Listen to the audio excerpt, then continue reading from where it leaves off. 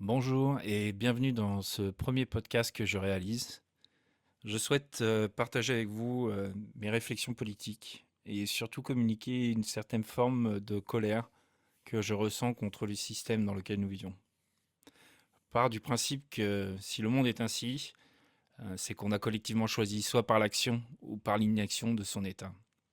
Je veux donc pouvoir présenter des problèmes et j'espère pouvoir vous convaincre qu'un autre monde est possible. Je ne prétends pas tout savoir, ni avoir de solution parfaite, mais plutôt apporter une diversité de réflexions sur le monde. Pour vous donner du contexte, je suis un homme de 35 ans qui vit dans la campagne qu'on pourrait qualifier comme profonde. Et je suis atterré par le comportement de tous ces bourgeois parisiens que l'on voit sur les plateaux de télévision. Quand je vois ces personnes pour qui leur travail est de parler aux Français, raconter autant de sottises, je suis outré. Et là, je parle bien plus des éditorialistes et des journalistes que d'hommes et de femmes politiques. La parole d'un Français normal des campagnes n'atteindra jamais cette télévision. Pensez-y. Si vous étiez invité personnellement à intervenir 30 minutes sur un plateau de télévision à Paris pour donner votre avis, combien de temps mettriez-vous pour vous rendre sur place? J'ai fait le calcul personnellement, il me faudrait bien 3h30 de train, sans compter la voiture au départ, le métro après. Il faut imaginer rajouter et prendre une chambre à l'hôtel, car c'est trop de déplacements dans une journée, en plus du plateau de télévision. Donc au final, 2 jours de RTT à placer. Si je raconte cela, c'est pour vous donner une idée du décalage que je perçois entre ces plateaux de télévision et la réalité d'une grande partie des Français. C'est ce qui me motive à produire ce genre de podcast, pour m'exprimer et pour partager un autre point de vue. Pour commencer, je vais vous parler du budget de la France, qui constitue un des sujets chauds du moment. Le gouvernement du président Macron a proposé un budget qui convient à son camp, c'est-à-dire à une minorité de la représentation nationale que constitue l'Assemblée. Logiquement, le budget a été amendé, ce qui a amené le gouvernement à voter contre son propre budget, certes amendé. Le texte est maintenant au Sénat, où il est étudié par une chambre fortement de droite. Le Sénat devrait donc durcir le texte. Comme aperçu, on a un amendement qui a été voté en faveur de 7 heures de contribution de la part de l'ensemble des Français, c'est-à-dire de travail sans rémunération. Un peu un retour de l'ancienne corvée. Pourquoi je vous parle du budget? Eh bien, je voudrais aborder ici le problème que constitue à mes yeux le Sénat, cette seconde chambre qui, de mon point de vue, n'apporte rien à notre système démocratique. Les membres sont élus au suffrage indirect par les autres élus de la République et ils représentent à mes yeux le pire du carriérisme politique. Il faut être dans les boucous, il faut avoir le soutien d'un groupe politique. Or, ces derniers ont quand même un pouvoir assez important vu qu'ils peuvent amender les différents textes de loi, sans compter les frais démesurés qu'ils représentent pour la société. Un Sénat n'est pas forcément une nécessité dans une démocratie. On a l'exemple des pays scandinaves qui ont progressivement tous abandonné le bicamérisme, c'est-à-dire le fait d'avoir deux chambres, une chambre haute et une chambre basse. Le dernier étant la Norvège qui en 2008 a abandonné du coup son Sénat. En France, l'Assemblée nationale a le dernier mot, c'est-à-dire qu'ils vont décider l'état final du texte qui va être adopté. Mais je pense fondamentalement qu'on devrait également renoncer à cette chambre du Sénat qui n'apporte que peu de choses. Le texte du budget, qui d'ailleurs va revenir à l'Assemblée, sera un texte fait par les riches et pour les riches. Voici mon analyse, prendre avec des pincettes sur les jours à venir. Le gouvernement va défendre qu'ils ont travaillé dur et négocié au Sénat avec des acteurs constructifs pour produire un texte équilibré et juste pour les Français, le classique. Puis le gouvernement va utiliser le 49.3 pour faire adopter ce texte amendé. Le texte qui est amendé sera... Enfin, le texte qui passe par un 49.3 et le texte au moment où le gouvernement dépose ce 49.3. Pourquoi font-ils cela? Eh bien, ils vont pas donner l'occasion à l'Assemblée justement de modifier à nouveau ce texte. Et ça serait, bon, ça serait dommage que la représentation populaire donne son avis contre la représentation que j'indique comme étant la représentation des riches du Sénat. Donc le gouvernement va faire, à mes yeux, du théâtre pour se présenter comme la stabilité et le sérieux face aux oppositions qui voudraient le chaos. Cependant, ce qui va suivre, ça va être une motion de censure. Et à mon avis, le NFP, le Rassemblement national, vont voter cette motion de censure, ce qui va amener à la chute du gouvernement de M. Barnier. Et ça va surtout démontrer que nommer M. Barnier Premier ministre n'avait aucun intérêt.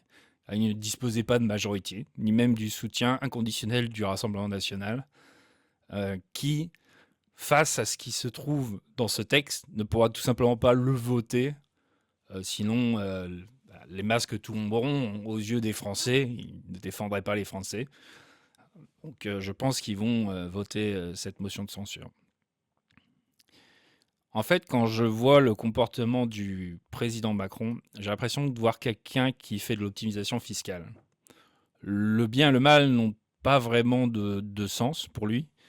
La seule chose qui compte, c'est ses propres intérêts. Et globalement, c'est l'intérêt de l'argent. Après tout, il avait bien dit qu'il n'y avait que les gens qui réussissent et les gens qui ne sont rien.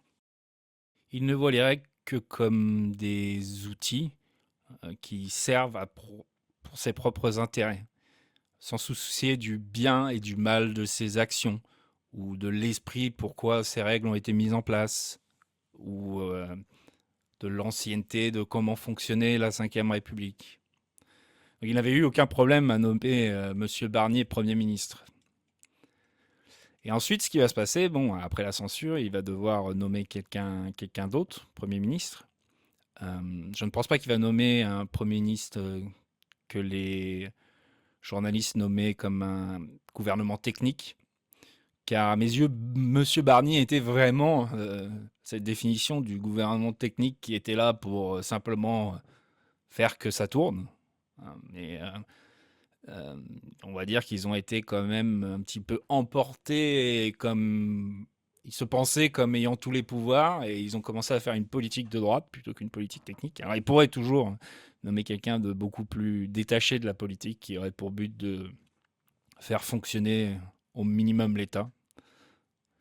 Mais il a aussi comme choix de nommer Premier ministre de gauche, ce qui ne coïnciderait pas du tout avec ses intérêts de classe, ou un Premier ministre d'extrême droite. Alors, ce qui me désole actuellement, c'est de penser qu'il va nommer un Premier ministre d'extrême droite. Il faut se rendre compte un peu du geste. Des Français, dont beaucoup avaient abandonné espoir dans ce système politique, s'étaient un petit peu soulevés pour faire barrage à l'extrême droite aux législatives. Et là, par simple hubris du roi, il va quand même nommer un Premier ministre d'extrême droite. C'est quand même incroyable.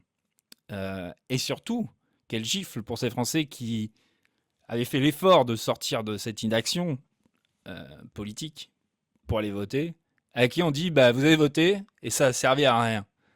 Voilà, vous avez ce contre quoi vous avez voté. Quelle déchéance, à mes yeux. Quelle déchéance pour la nation, pour les valeurs qui sont écrites sur tous les bâtiments de la République, qui vont être détruits un petit peu sous la tyrannie du business as usual. Donc il faut que, à mon avis, il faut que la population se prépare. Ce qui nous attend, ça va tout simplement être une lutte dans la rue, physique, avec en face potentiellement des forces de l'ordre dirigées par l'extrême droite.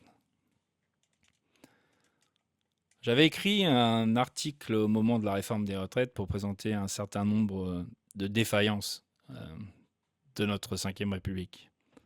Outre le Sénat, dont j'ai parlé un petit peu plus tôt, un autre problème à mes yeux est la manière dont la représentation populaire est construite. Si on considère le cas très théorique d'une population votant en moyenne à 60% pour un parti A et à 40% pour un parti B, et qu'on répartit cette population à peu près équitablement sur le territoire, alors notre système actuellement nous donnerait une assemblée à 100% pour le parti A, car il gagnerait toutes ces élections législatives, dans chaque circonscription.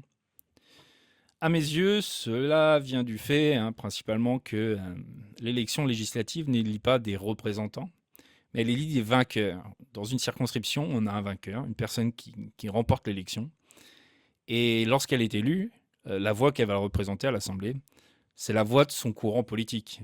La personne, on ne peut pas lui demander de dire vous allez être à 60% représenter tel parti et 40% l'autre. Ce n'est pas humainement possible.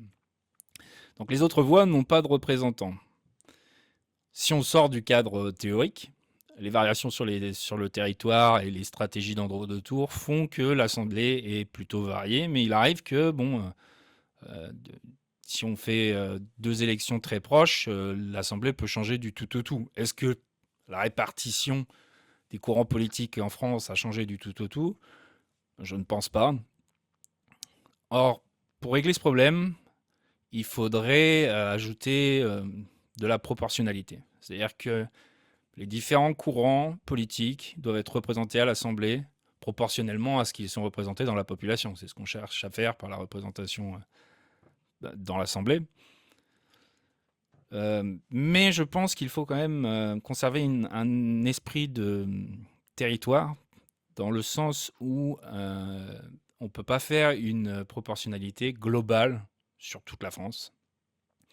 Je pense qu'il faut plutôt faire une proportionnalité régionale, où chaque région se voit allouer un certain nombre de députés, qui va dépendre de sa population, et ces députés sont élus à la proportionnelle sur toute une région, ce qui permet d'avoir à la fois le côté proportionnalité des courants politiques, et aussi avoir une forme de représentation des territoires qui ont tous des défis particuliers. Et cela m'amène à une autre réflexion. Pourquoi dans la Ve République, alors qu'elle est beaucoup critiquée, elle n'est pas modifiée? À mon avis, cela vient du fait que ce sont les hommes politiques qui décident si on doit la modifier ou non. Au final, c'est eux qui vont faire les démarches. Ils décident du fonctionnement des institutions où ils ont un statut particulier. Pour illustrer cela, je vous présente un exemple assez étrange et qui avait fait polémique, c'est que les députés décident combien un député reçoit comme indemnisation.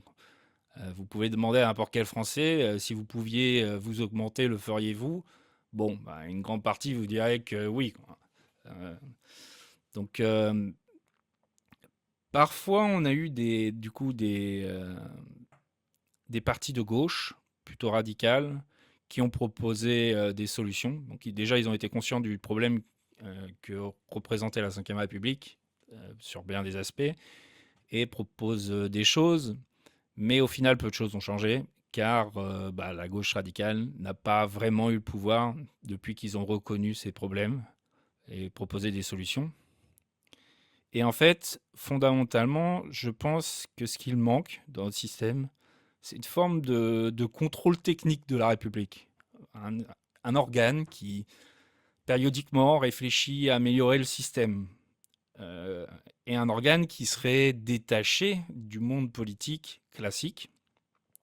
Donc ce que je propose, c'est quelque chose comme une nouvelle chambre, un observatoire citoyen, où, comme pour les conférences citoyennes pour le climat, on a un ensemble de citoyens représentatifs tirés au sort, pour par exemple 1 an, et qui réfléchiraient à améliorer le système. En donnant par exemple à cette chambre le pouvoir de référendum, on aurait un organe populaire capable de changer la démocratie, capable de proposer des choses différentes que ce que feraient des politiques dans leur cadre politique.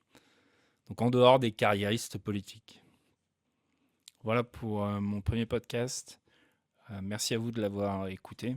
Je vais essayer toujours de ne pas dépasser les 15 minutes lors de ces podcasts. Mais j'espère que cela vous a donné des nouvelles idées sur lesquelles réfléchir et aussi à partager. Merci à vous et bonne journée.